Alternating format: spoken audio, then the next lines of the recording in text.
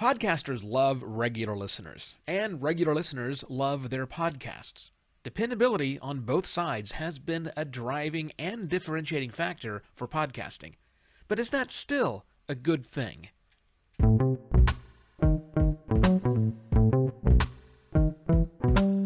Hello and welcome to another podcast Pontifications with me, Evo Terra. Okay, I promise this is about podcasting, but first, I got to talk about books and television series and movies. And then I'm going to talk about podcasting. I promise. See, in the last 15 months, I've read 13 different books. I read a lot of books. I mean, almost every night I read for 30 minutes to an hour. And when one book ends, I go get another book. You know, with millions of choices to read, there's never a time when I can't find anything to read. I also watch a lot of television shows. I mean, since I work from home, I tend to watch an episode of something when I'm on break for lunch. And when a series that I'm watching ends, I go get another TV series. With hundreds or maybe even thousands of shows to watch, there's never a time when I can't find anything I want to watch. I also watch a lot of movies, evenings, the weekend, and also between what I have on the numerous services that I subscribe to, and also finally now movie theaters, I have enough choices so that when I'm in the mood for the next movie I want to watch, there's never a time when I can't find another movie to watch. Now, this isn't an uncommon experience, at least not for those of us that live in developed nations. There's a lot of content, more content than any one person can hope to consume on their own. And yes, access can be and is an issue. A particular title that you might want to consume may not be in the libraries which you have access to. And yeah, search and discovery within those growing libraries of content is oftentimes a big mess, but still, we keep returning to those wells, actual libraries, marketplaces, streaming services, 40-screen cinema down the street. We lap up the content, all those different titles, all the time. Now, I read 15 different books in the last 15 months.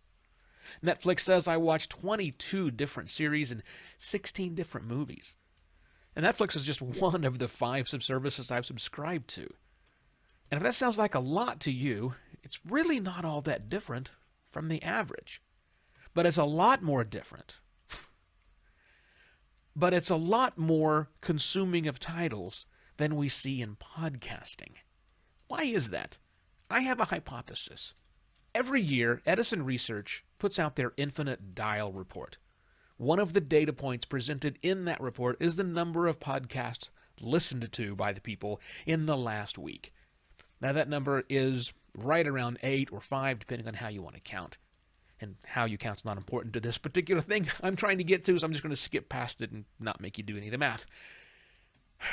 Actually, we might make you do some math. Because if we take that 5 or that 8 and we extrapolate that weekly listening for the entire year, we get 260 or 416. Now, those are much bigger numbers than I just talked about for the books, television shows, and movies that I watch. But actually, it's not. Those big numbers are podcast episodes consumed, not specific podcast titles. And while serialized, self-contained podcasts are growing in popularity, there's no doubt that the episodic, ongoing podcast that is the same episodes, or actually different episodes, but the same type of content week after week, that's the norm. Or more frequently than that. I mean, look no further than this show, with nearly 600 episodes I've put out over the last 4.5 years as an example. There's no break.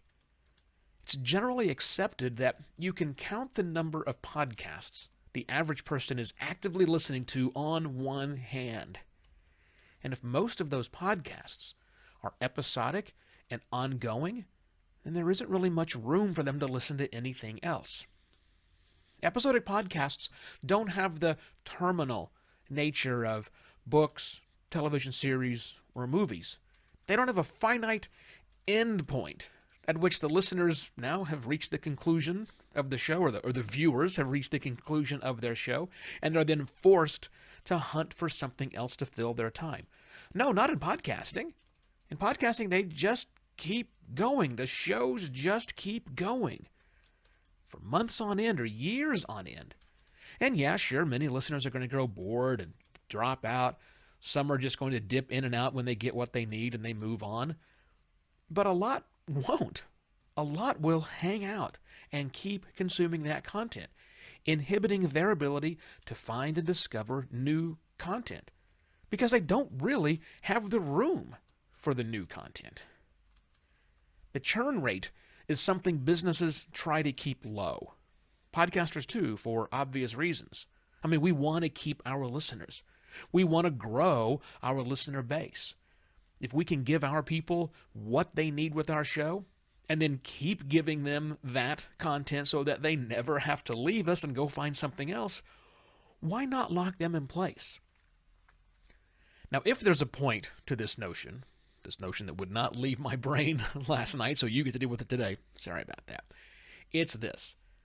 Podcasting is different from the other sorts of media we humans consume.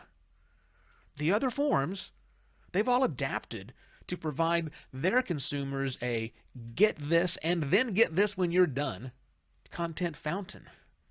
Podcasting hasn't. Podcasting, at least for a very large segment of the podcast consumers, is really more about get this and never leave model. But I wonder for how long. Maybe we'll learn more about that when the next Infinite Dial by Edison Research comes out next week.